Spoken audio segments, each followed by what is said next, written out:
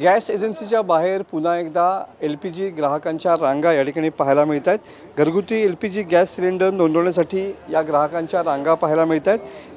रत्नागिरी शहरातील शांतादुर्गा गॅस एजन्सीच्या बाहेर जवळपास 50 ते 60 ग्राहक सध्या LPG गॅस सिलेंडर मिळण्यासाठी रांगेत उभे असलेले पाहायला मिळत आहेत। सलग 7व्या दिवशी गॅस एजन्सीच्या बाहेर घरगुती गॅस सिलेंडर मिळण्यासाठी या रांगा या ठिकाणी पाहायला मिळत आहेत। घरगुती LPG गॅस सिलेंडरचे बुकिंग नियम आता पुन्हा एकदा बदलण्यात आलेले आहेत।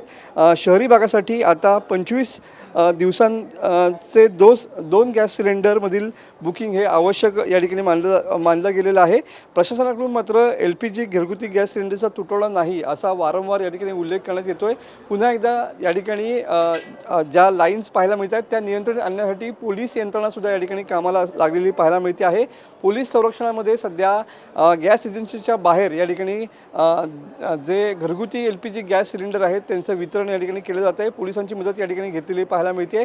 आज 7वा दिवस आहे। रत्नागिरी शहरातील विविध गॅस एजन्सीच्या बाहेर भल्या मोठ्या लाईन्स या ठिकाणी पाहायला मिळतात। तुम्ही बघू शकता की लोक रिकामा सिलेंडर घेऊन या ठिकाणी आलेले आहेत आणि पुन्हा एकदा सलग 7व्या दिवशी जवळपास 100 ते 150 ग्राहक सध्या लाईनमध्ये उभे आहेत आणि घरगुती गॅस सिलेंडर मिळण्याची वाट पाहत आहेत। मात्र प्रशासनाकडून वारंवार या ठिकाणी घरगुती गॅस सिलेंडरचा साठा हा मुबलक असल्याचा दावा या ठिकाणी करण्यात येतोय।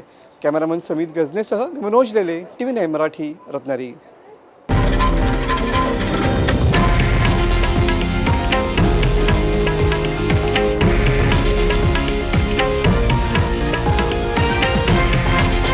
हे आहे देशातील नंबर 1 न्यूज नेटवर्क आणि आपण पाहत आहात TV9 मराठी, एकमेव।